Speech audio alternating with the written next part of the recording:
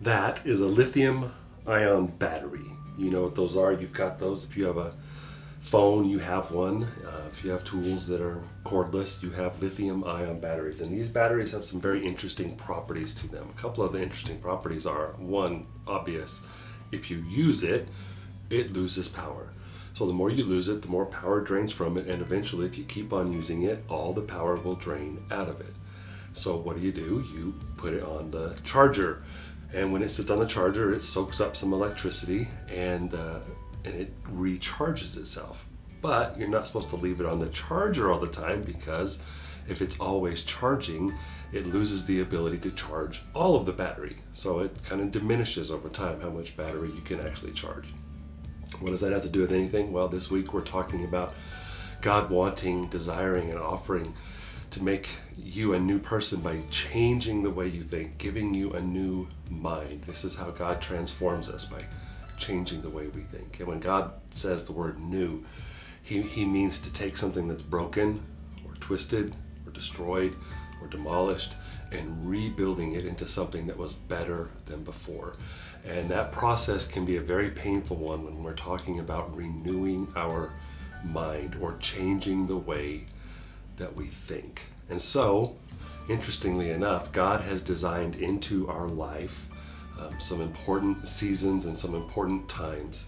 These batteries actually need a period of rest where they're not being used and they're not being charged, but they're resting. They're not really doing anything. Interesting that King David, understood this concept.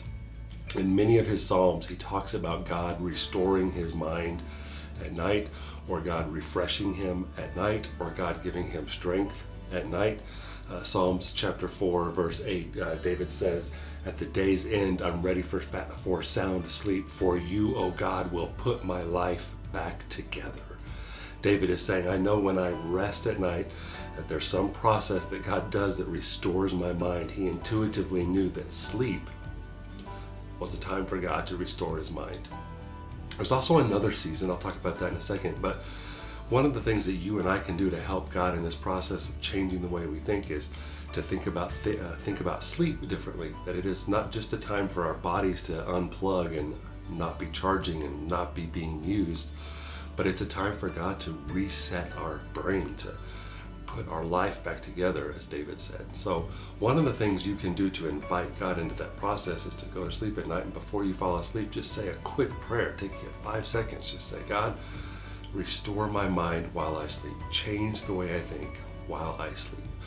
And there's some really interesting studies about neural pathways and how they're formed and unformed while you sleep. It's a process that God has designed, and it's a process that you should invite God into, just like David used to. The other season or time that God gave us to rest, to be unplugged, to not be being used, not be being charged, is what the Jews called a Sabbath day, a day of rest. And I think we really misunderstand that. We tend to think, well, that's just a day where you sit on the couch and you do nothing, and that's not at all what a day of rest is. A day of rest in the mind of God, when it comes to Sabbath, is that you would disconnect yourself from what you do to make a living, that you would stop doing what you do to make money, and you would spend time focused on God.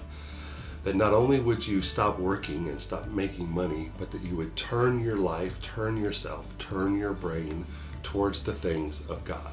We've turned that into a Sunday, where Sunday should be a day of rest, where not only do you just not do anything, but you intentionally turn and shape your life in God's direction. Focus it on God. So one of the things you can do to help God in this process, or to invite God into this process of making your mind new, is to intentionally think about your day of rest. You intentionally have a day where you're unplugged from what you do for a living and focused on God, worshiping God, learning with other believers about God.